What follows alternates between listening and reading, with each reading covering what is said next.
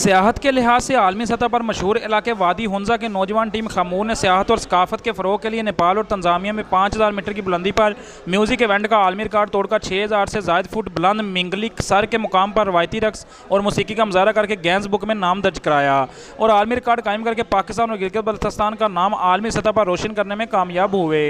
इस अहम कामयाबी और टीम खमूर की आमद के मौका पर कोरोना SOPs का ख्याल रखते हुए इलाके के अमायदीन और अवाम ने फिसू के मुकाम पर पुरतपाक इस्तकबाल किया, हार पहनाई और मुबारकबाद दी।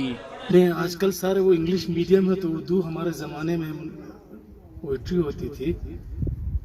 आई एज्यूम इकबाल का शेर है कि जहाँ बानी से मुश्किल काम है जहाँ बीनी, पाकिस्तान बनाने से ज़्यादा मुश्किल उसको सस्टेन करना, मेंटेन करना।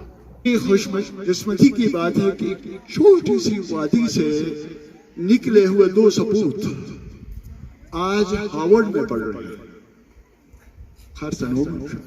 इस मौके पर सरबाज खान, मशहूर पाकिस्तानी कोपेमा और साथी कोपेमा नाइला कियानी ने इस मौके पर बात करते हुए कहा, नहीं क्या था, मुझे बोलना पड़ेगा इतने लेजेंड्स के सामने, तो थोड़ा सा नर्वस हो गई हूँ। लेकिन जब आपने पूछा हुंजा के बारे में, तो हुंजा के बारे में बहुत कुछ है बोलने के लिए। दूसरी दफ़ा आई हूँ हुंजा, और क्या बोलते हैं, किसी से जगह से पहाड़ों से मैं हर वक्त बोलती हूँ इश्क इश्क को हर कोई बोलता है, लेकिन हुंजा से पक्का प्यार हो गया है।